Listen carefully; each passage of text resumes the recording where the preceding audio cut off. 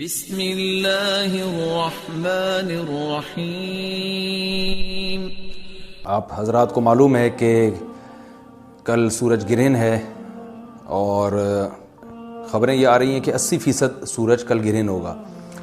اس بارے میں اسلامی حکام کیا ہیں، شریعت کیا کہتی ہے، اس کے لیے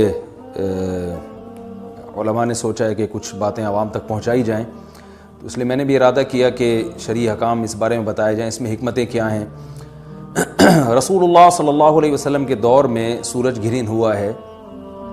آپ صلی اللہ علیہ وسلم کے نرینہ اولاد نہیں تھی، آپ کو اللہ نے اولاد دی اور آپ کے بیٹے کی موت واقع ہوئی۔ یہ ایک بہت بڑا حادثہ تھا اس وقت، کیونکہ عرب میں نرینہ اولاد کی بڑی ویلیو تھی۔ آپ صلی اللہ علیہ وسلم کو اللہ نے بیٹیاں دیں، بیٹا نہیں دی، اور بیٹا دے کے اٹھا لیا، تو ایک بہت بڑا واقعہ تھا، اور اللہ کی قدرت کے اسی دن سورج بھی گرہن ہو گیا۔ تو عرب یہ کہا کرتے تھے، زمانہ جاہلیت میں یہ بات مشہور تھی کہ کوئی بہت بڑا دنیا میں واقعہ ہوتا ہے تو سورج یا چاند گرہن ہو جاتے ہیں۔ اسی دن سورج بھی گرہن ہوا تو یہ بات پھیل گئی کہ محمد صلی اللہ علیہ وسلم سید الانبیاء رسول اللہ صلی اللہ علیہ وسلم کے بیٹے کی چونکہ موت واقع ہوئی ہے، اس لیے سورج گرہن ہوا ہے۔ آپ صلی اللہ علیہ وسلم نے اس بات کی تردید فرمائی اور آپ نے فرمایا، ان الشمس والقمر آیتان من آیات اللہ لا ينکسفان بموت احدہما، کہ سورج اور چاند اللہ کی نشانیوں میں سے ایک نشانی ہے، لا ينکسفان بموت احدہما ولا لحیاتہ، نہ تو یہ کسی کی موت کی وجہ سے گرہن ہوتے ہیں، نہ کسی کی زندگی کی وجہ سے، بل یخوف اللہ بہما عبادہ، اللہ ان کے ذریعے اپنے بندوں کو ڈراتے ہیں۔ یہ بخاری مسلم کی حدیث ہے، اپنے بندوں کو خوف زدہ کرتے ہیں۔ تو یہ اللہ کی نشانیاں ہیں، اور آپ صلی اللہ علیہ وسلم نے اس موقع پر نماز کا حکم دیا، اللہ کے سامنے عاجزی اور انکساری کا حکم دیا۔ دیکھیے یہاں ایک بہت اہم پوائنٹ کی بات ہے ان لوگوں کے لیے جو اسلام کے خلاف ہیں، جو محمد صلی اللہ علیہ وسلم سرور دو عالم سید الانبیاء صلی اللہ علیہ وسلم کو سچا نبی نہیں مانتے، ان کے لیے اس حدیث میں آپ صلی اللہ علیہ وسلم کی نبوت کی ایک بہت زبردست دلیل موجود ہے۔ ایک واقعہ ہوا ہے آپ صلی اللہ علیہ وسلم کے بیٹے کی موت کا، اور عرب یہ ویسے ہی کہا کرتے تھے کوئی بہت بڑا دن ہوگا تو سورج گرہن ہوگا۔ تو کوئی بھی شخص جو جھوٹا نبی ہو، آپ خود بتائیے کہ کیا وہ ایسے موقع پہ اس واقعے کو اپنے حق میں کیش نہیں کرائے گا، اور وہ یہ کہے گا نہیں کہ میں تو پہلے ہی کہتا تھا کہ میں بہت بڑی شخصیت ہوں اور میرے بیٹے کی موت ہونا، ایک پیغمبر کے بیٹے کی موت ہونا ہے، تو یقیناً یہ اس اللہ کی طرف سے ایک نشانیاں ہے، یہ نشانی ہے سورج کا گرہن ہونا، یہ بتانے کے لیے ہے کہ واقعی یہ بہت بڑا دن ہے، اور میں یہ بہت بڑا دن اس اعتبار سے کہ ایک نبی کے بیٹے کی موت واقع ہوئی ہے۔ لیکن آپ صلی اللہ علیہ وسلم نے یہ سب نہیں کیا، اور آپ نے بتایا کہ سورج اور چاند کے گرہن ہونے کا کسی کی موت یا زندگی سے کوئی تعلق نہیں، اور آج سائنس نے بھی ثابت کر دیا ہے کہ یہ ایک سائنٹیفک حقیقت ہے کہ جب زمین اور سورج کے درمیان چاند آ جائے تو سورج گرہن ہو جاتا ہے، اور جب چاند اور سورج کے درمیان زمین آ جائے اور سورج کی روشنی چاند تک نہ پہنچ رہی ہو تو چاند گرہن ہو جاتا ہے۔ یہ ایک اس میں عبرت کی بات بھی ہے ان لوگوں کے لیے جو آپ صلی اللہ علیہ وسلم کی نبوت میں شک کرتے ہیں۔ البتہ آپ صلی اللہ علیہ وسلم نے اس موقع پر ہمیں حکم دیا کہ اللہ سے تضرع اور عاجزی اور انکساری کی جائے، اپنے گناہوں کی معافی مانگی جائے، اور نماز آپ صلی اللہ علیہ وسلم نے پڑھی۔ اس پہ بھی بعض لوگ اشکال کرتے ہیں کہ یہ جب ایک نیچرل پروسیس ہے تو اس میں اتنا گھبرانے کی، کیونکہ حدیث میں آتا ہے آپ صلی اللہ علیہ وسلم بہت گھبرائے، تو اس میں گھبرانے کی کیا بات ہے؟ تو یاد رکھیے ہر نیچرل پروسیس جو ایک عام معمول سے ہٹ کر ہو، اس میں انسان کے لیے ایک عبرت کی بات ہوتی ہے۔ ہم دیکھتے ہیں رسول اللہ صلی اللہ علیہ وسلم کے دور میں جب تیز ہوا چلتی تھی اور بارش سے پہلے ہوا چلا کرتی تھی تیز ہوائیں، تو آپ صلی اللہ علیہ وسلم گھبرا کے مسجد کی طرف دوڑتے، عاجزی انکساری کرتے، اللہ تعالیٰ سے یہ کہتے کہ اللہ تو نے تو مجھ سے وعدہ کیا ہے کہ جب تک میں ان کے درمیان موجود ہوں تو ان کو عذاب نہیں دے گا۔ تو یہ خوف کا غلبہ تھا آپ صلی اللہ علیہ وسلم پر۔ کیوں؟ وجہ اس کی یہ تھی کہ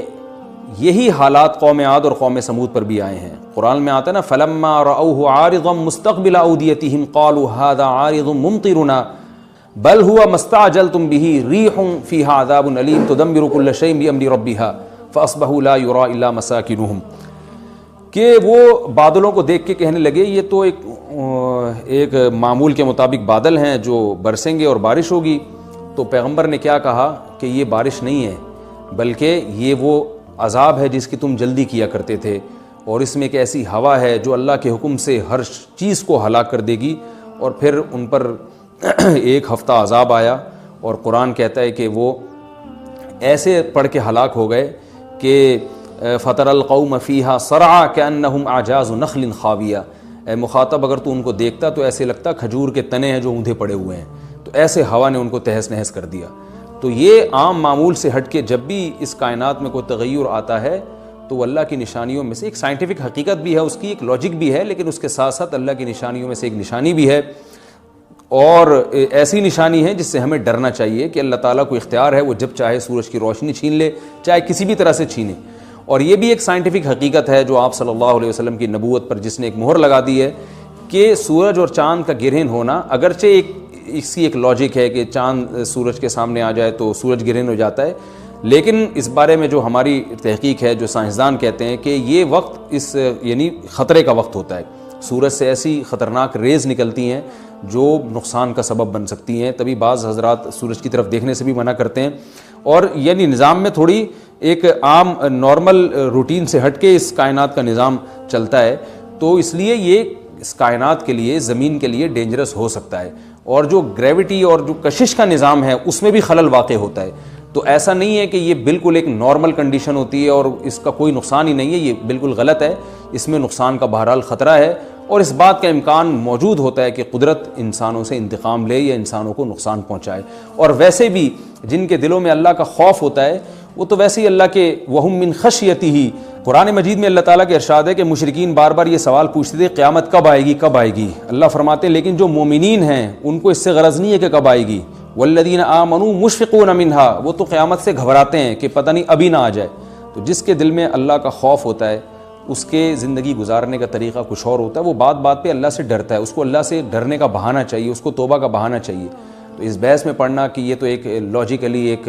سورج کی روشنی غائب ہو جائے گی، وہ ٹھیک ہے، یہ سائنسدانوں کا شعبہ ہے کہ کیوں غائب ہو رہی ہے، ماہرین فلکیات کا شعبہ ہے، لیکن اہل ایمان کا جو کام ہے اس موقع پر، ان کا جو وظیفہ ہے وہ یہ کہیں کہ اللہ کی نشانیوں میں سے ایک نشانی ہے، اللہ اپنی قدرت دنیا میں دکھاتا ہے کہ میں یہ بھی کر سکتا ہوں چاہے کسی بھی طریقے سے کروں، تو ہمیں اس موقع پر بہرحال اللہ کے سامنے جھکنا چاہیے، اپنے گناہوں سے معافی مانگنی چاہیے، اور وہی عمل کرنا چاہیے جو رسول اللہ صلی اللہ علیہ وسلم نے ہمیں بتایا ہے۔ اور اس بارے میں جو توہمات پھیلے ہوئے ہیں اس سے بھی ہمیں اجتناب کرنا چاہیے، جیسے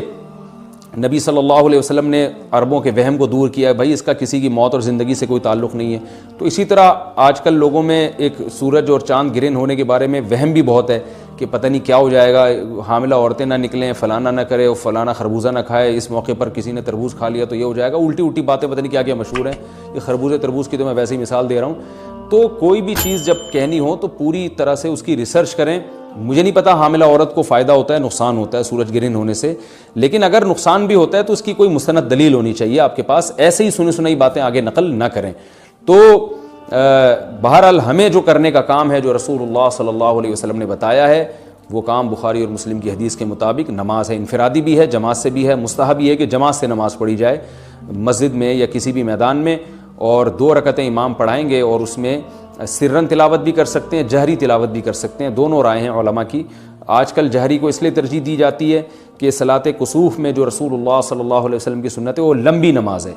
تو لمبی نماز پڑھیں گے تو اگر آپ آہستہ آواز سے پڑھیں گے تو لوگوں کو تھکاوٹ کا احساس زیادہ ہوتا ہے، جہری پڑھیں گے تو تھکاوٹ کا احساس کم ہوتا ہے، تو اس لیے